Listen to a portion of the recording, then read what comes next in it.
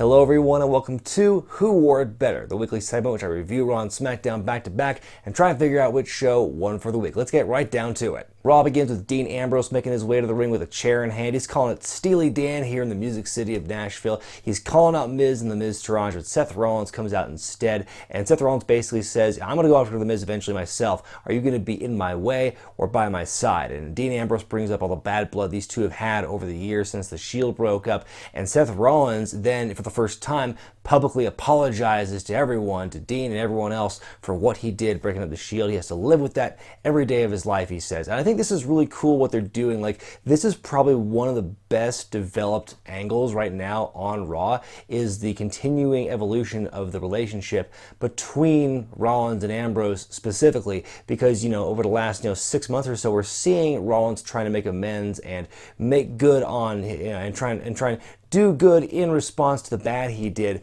when he turned heel, broke apart from the Shield, and was part of the Authority and everything. He's trying to, make amends, essentially. I think this is the biggest step in that direction, doing kind of a big, public, loud, and angry apology toward Dean Ambrose for what he did, turning his back on the Shield. So I like what they're doing with this. Dean still doesn't really believe Seth's apology. Seth then offers himself, saying, here, hit me with the chair, hit me as many times as you like, if it'll make you feel better, to show you, so I can prove to you how sorry I am. And Dean, he teases doing it, he throws the chair out, so you think maybe he's starting to finally kind of come around to Seth's side here. But before anything else happens there, Miz and the Miz Taraj come out with, they surround the ring, they each have chairs they got from under the ring, they go in there, they attack both Ambrose and Rollins, they beat the hell out of them with chairs, they leave them lying, and then they make their way out of the arena right after that. So really interesting development in the story here, the ongoing relationship between Rollins and Ambrose, and how that plays into their collective feuds with the Miz. Good commingling of the two angles here. Alexa Bliss taking on Bayley in a non-title singles match here.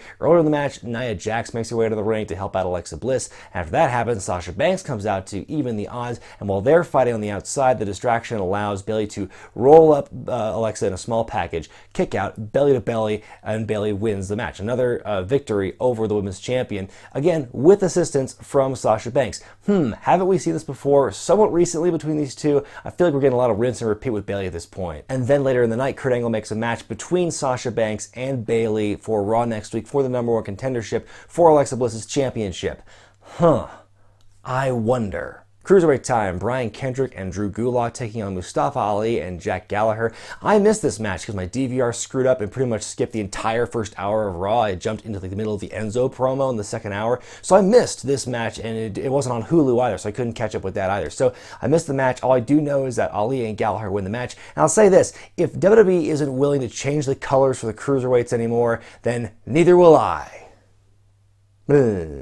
We now go to that aforementioned Enzo Amore segment, which he cuts a promo on Big Cass. Cass makes his way to the ring, says, I'm going to beat some more sense into you. But before he can do that, Enzo runs out of the ring, hops the railing, and is sitting in the crowd, and introduces the Big Show. So now you have Big Show fighting Enzo's battles against Big Cass.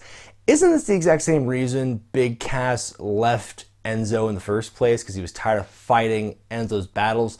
Now the Big Show's doing it. Again, it's really weird. They've really painted Enzo into a really bad corner with his character, where it's like he can't fight his way out of anything now, and so he's got to have other bigger people do his handiwork for him. It's very weird booking right now. Anyway, so you got Big Show beating on Cass for a bit, then Cass winds up coming back, starts throwing Big Show into the ring post. He lays him out, he gives Enzo a boot, and then he just leaves. There wasn't really an official match, it was just a brawl basically, and that's how the segment ends. So Cass walks away looking pretty strong here, but still, I don't know how that was supposed to gain sympathy for Enzo Amore. We get a rematch between Finn Balor and Elias Samson, a continuation of what we've seen from them the last couple of weeks. Again, Elias is in the ring, getting ready to sing a song. Finn Balor doesn't let it happen. He hates music. He hates guitars, apparently. So Finn Balor comes out to interrupt him. This match is not at all like last week's encounter in that it's not like a total squash. It's actually kind of an evenly matched affair. The match actually ends in a disqualification when Elias clatters Finn Balor with his guitar. He pulls a Jeff Jarrett. He hits him not quite in the head. It's more of in the shoulder area, which I think is even more risky, more dangerous.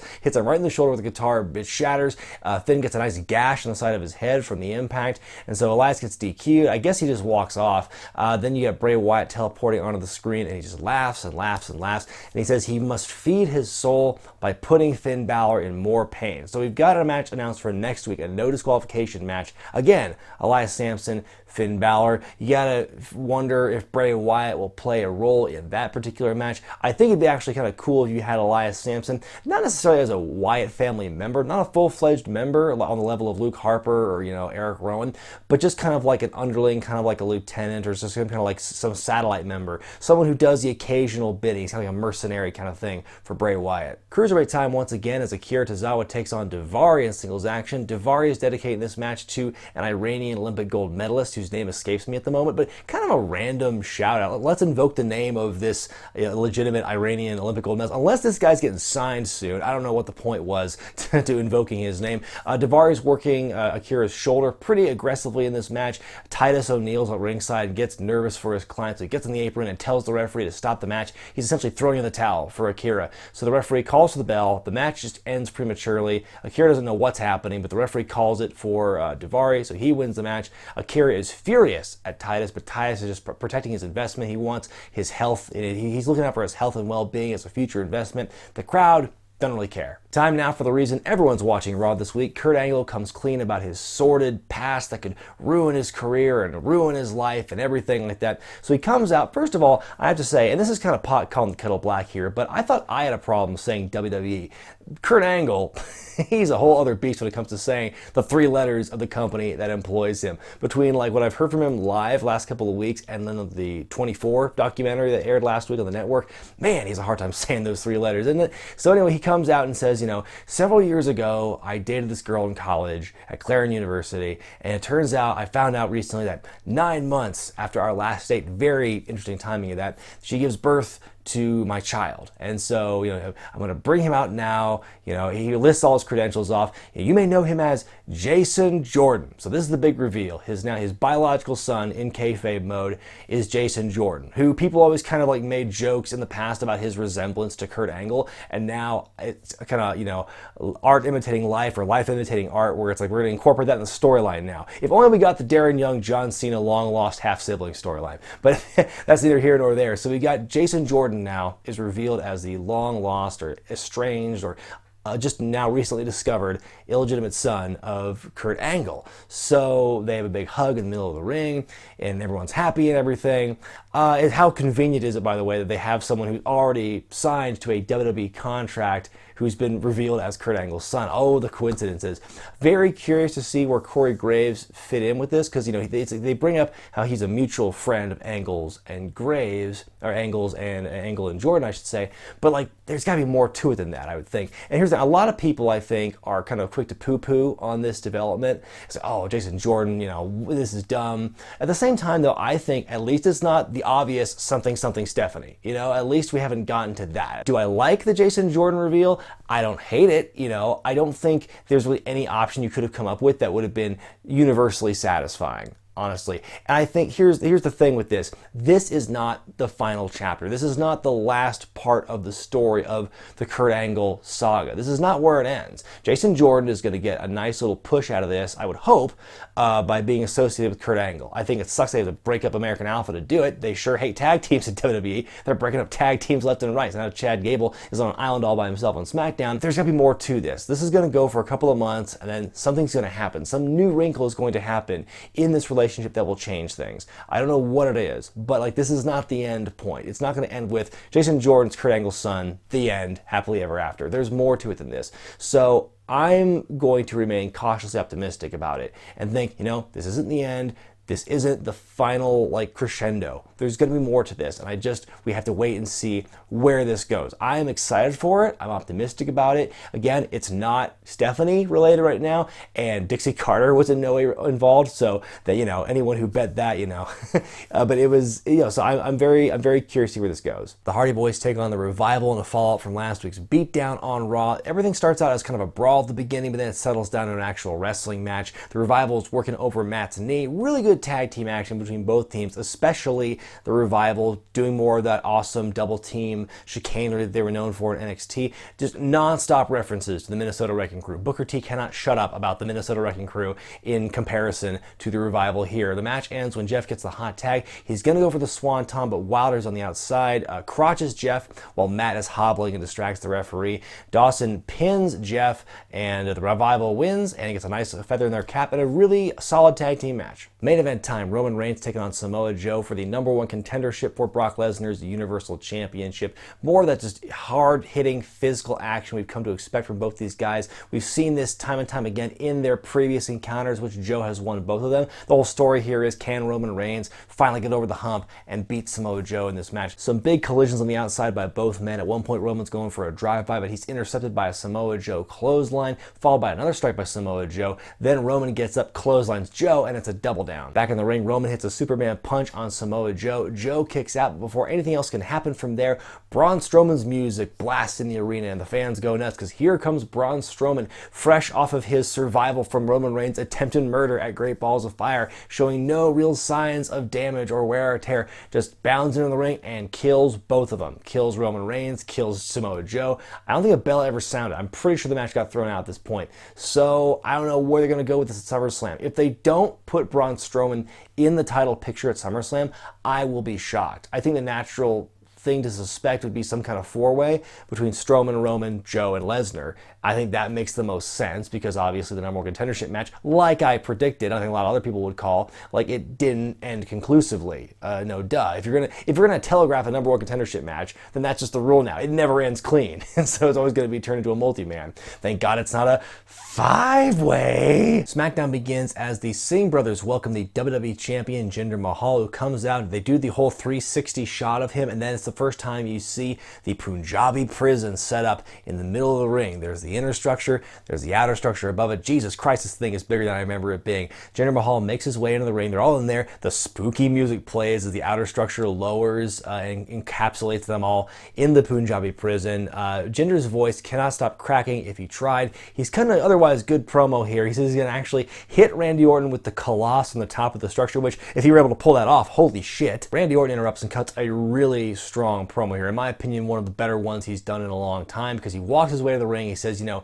Jinder made the conscious decision to trap himself in there with Randy Orton. No outside help from the Singh brothers. You know, Orton has nothing to lose. Jinder has everything to lose. And as he's talking, he walks to the ring. He starts climbing the outer structure slowly, a couple of rungs at a time as he's cutting his promo. And he sounds so confident and so headstrong. And then Orton gets to the top of the structure and says, this is going to be my view after I leave your jacked up ass for dead in the middle of the ring. This is going to be your view when you hear the words, and the new WWE champion, Randy Orton. Really strong promo by Orton there, like I said, and a really good way, strong way to open the show here. Again, it's a good way to show the fans what the Punjabi Prison looks like because it has been a long time since they've used that match, and all we've had to see so far is just like old footage from like the last couple times they used it. But you know, it's kind of blown up, it's grainy, you can't really tell what it kind of looks like because they're moving, the shot's moving so much. But to have it there in that stationary shot. It's kind of like it looks like a slightly new and improved prison. I might be wrong. It looks a little bit different than the original, but just to show it there and to show the scope of it, it's almost kind of like it's a kind of a pity they gave it away on free TV. But again, it's just good to kind of re-educate and re-inform the younger fans who might have forgotten what the Punjabi Prison is like. So it's kind of cool to show it there. Even more fallout from the rap battle from 2 weeks ago as Jimmy Uso takes on Kofi Kingston. This is a continuation of what happened last week when it was Jay taking on Xavier Woods, and that match was a very, very short match with Xavier going over here. This match was the opposite of that in that it was a much longer match. It was more hard fought between the two of them. At one point, there's a one-man unicorn stampede where Kofi does some stomps in the corner, goes out of the ring around the corner, gets back in, does some more stomps. A lot of wasted motion, I would think, in that spot. I wouldn't do that too much. It seems kind of silly. The match ends when Kofi's on the top rope. He hits a crossbody on Jimmy, but Jimmy keeps rolling and he's pinning Kofi Kingston, and he wins pretty clean. Like, I don't think he was grabbing the tights, and it's not like, you know, Jay did provide a little bit of distraction on the outside before that, but it wasn't like a direct contribution to the finish, I don't think. And, you know, Kofi wasn't necessarily looking like beat up or or winded or selling anything because he gets right up after, we're like, what the hell? So it's like kind of weird that, you know, the match would end on such a clean finish after the Usos, you know, after Jimmy essentially outsmarts Kofi. Thought that was kind of a weird finish. Backstage, Renee Young interviews Chad Gable about what happened on Monday regarding Jason Jordan becoming the new biological son of Kurt Angle. Chad says that when Jason went to Raw, that didn't only change Jason's life and Kurt Angle's life, but his life as well, because they were tag team partners, and it's kind of like this, there was no advanced warning. This kind of hit him like a ton of bricks, but now it's a new beginning for Chad Gable. This kind of explains why they've been doing kind of singles matches with him on TV lately, to help kind of like build the fans' emotional connection to him as a singles guy. So yeah, we'll see where this goes. Mike Bennett, aka Mike Kanellis, makes his in-ring SmackDown debut against Sami Zayn as a follow-up from last week's altercation backstage. I love Mike Kanellis' ring attire. I love the jacket with like Maria's face on the back of it, and like the image of Maria's body on his tights. I think that's just such a great look for him, and the whole gimmick of the power of love, thinking how Maria's clearly like the boss of the two. I think it's just awesome. The match ends with an exploder into the corner by Sami Zayn, and he's setting up for the haluva kick, but Maria bounds into the ring and stops anything from happening. She gets in the way. She's protecting Mike Kanellis from getting hit, and in the distraction with Sami's guard down, Mike socks Sami in the face with a big right hand, hits him with the power of love, I believe the move is called. I think they actually call it the power of love, and he wins the match. So a good first showing for Mike Bennett here, Mike Kanellis, I should say. You know, like I said, I love the gimmick, and I really want to see more of what they do with it. John Cena comes out to the ring to sell you on Battleground. He says, oh, you're going to see this great match and this great match, but actually, fuck all that, because the one match out of all that you're going to remember is my flag match against Rusev. He just took a huge dump on the entire show. He says that none of those other matches matter. Mine's the only one that matters. And that's just like, I don't know whether that was intentional or not, but that's the vibe I got from hearing that promo. That immediately soured me on it. From there, he goes into this big rah-rah pandering promo about the flag. The flag flew high. The flag will fly high. These colors don't run. These colors kick ass. America, fuck yeah. And he waves the flag a bit. The promo's over. His music plays, but Rusev comes in and jumps him. He puts Cena in the accolade for a while, and Cena keeps trying to fight out of it, but ultimately he just succumbs and he passes out to the accolade. He's out. Rusev grabs his Bulgarian flag, walks it to the front of the stage, plants it, and his music plays. So a good, strong showing for Rusev here going to the go-home for Battleground. I think this is the strongest he's looked since this feud of theirs was reignited a couple of weeks ago. So yeah, I just thought the promo Cena had was the ultimate pandering promo, just like Hogan era level of just blind, blatant patriotism. Just cheer for me because America. That's the whole thing I got from that. Like his promos against The Miz going to WrestleMania were so much more compelling than anything he's been saying since he came back a couple weeks ago. Becky Lynch versus Charlotte in singles action in a match that was made after Natalya planted the idea in Shane McMahon's head earlier in the night. This is actually a really good match. I actually watched the match during the picture-in-picture segment during commercials. There was a really cool spot where Charlotte goes for natural selection. Becky catches her arm as she's flipping over and tries to put the disarmer on. Charlotte rolls out of it and hits Becky with a boot and tries to pin her. Becky kicks out. Charlotte goes for a moonsault, misses. Becky puts on the disarmer again. Charlotte fights it, but ultimately taps out. So really cool to have Becky Lynch get this clean win against Charlotte, who is still like, she's kind of a tweener at this point. She's more babyface than heel, I would say, but you know, there's still a lot of that grudge between the two of them. They're like kind of like very fierce, friendly rivals. So they shake hands, they do the tea thing at the end. Then Tamina and Lana storm the ring. Natalya, who's been doing commentary for this match, she gets to the ring, jumps them from behind, and basically it's everyone for herself. Eventually, Tamina cleans house and knocks everyone out, including Natalya, but she and Lana share a look, and Tamina walks off. So you wonder what the relationship between Tamina and Lana will be in the five-way elimination match at Battleground. The Fashion X-Files, more high comedy from Breezango here. They're trying to investigate, you know, who kidnapped Tully, who trashed their office, so all these different unsolved mysteries happening. I love that the subtle references and the little jokes they have on the bulletin board this time, like the ghost train with picture of the Godfather and the emphasis on the H-O-O-O-O part of Ghost, and, you know, Tony Chimmel as, you know, unintelligent life form. Puffy shirts are back with a picture of Gangrel. The list goes on. They hear some like kind of ghostly ooh sound in the background, and they realize it's Aiden English behind a curtain for some reason. Oh, by the way, he and Ty Dillinger are going to be fighting in the pre-show at Battleground. That'll put the butts in the seats there.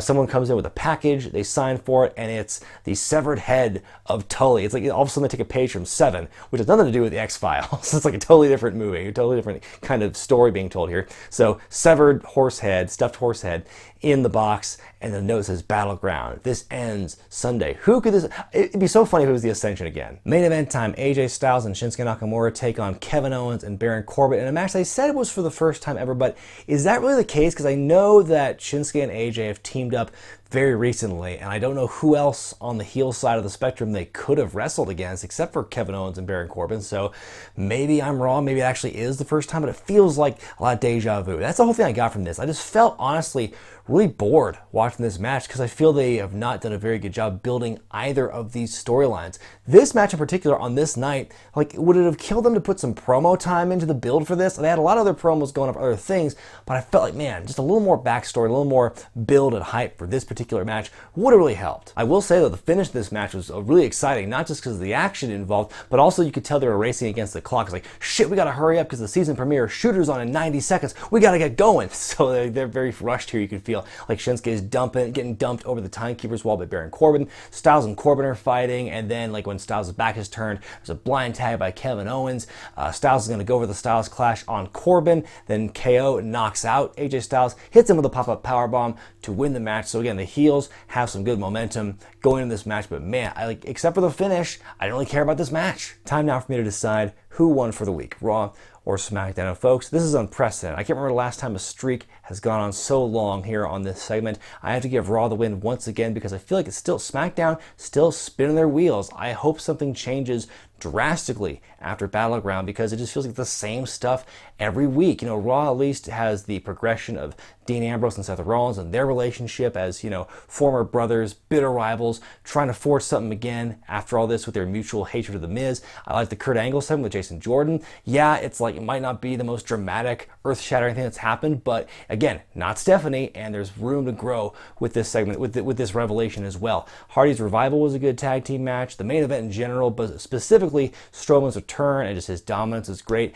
But the thing I don't like about Raw right now is just like all these faces you're supposed to feel like in support of, but they have really weak, flimsy story. Like Bayley gets helped up by Sasha again, Enzo getting helped up by Big Show when he's supposed to be, you know, he should be standing up for himself against Big Cass here, and that's just like not happening. As far as SmackDown goes, I liked the opening promo with Orton and Jinder Mahal. I liked Mike Kanellis' in-ring debut, and again, his whole like shtick with the music and the outfit and the PDA with he and Maria is awesome. I think it's just hilarious. The Fashion X-Files, again, that's always a positive for me. But as far as the cons go, again, that John Cena promo, the way he just took a dump on the entire Battleground card, save for his match, that was very, very much in poor taste. And then like saying, you should cheer for me because America, like, that was just really dumb. And the mid-card feuds just really bore me. You know, like the tag title scene, what's going on with Baron Corbin and Shinsuke, I was not feeling it. The ladies match, like we've just seen all these things, these permutations of the same group of people over and over again, and just the build is just like, again, it's spinning their wheels. I don't care for it. SmackDown was a decent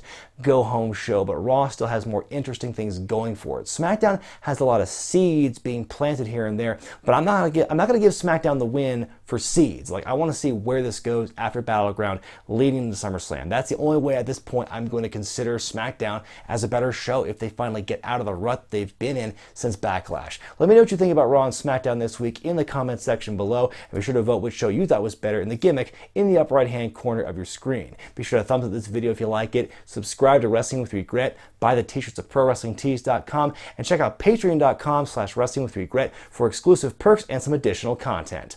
I'm Brian Zane, and I'll see you next time.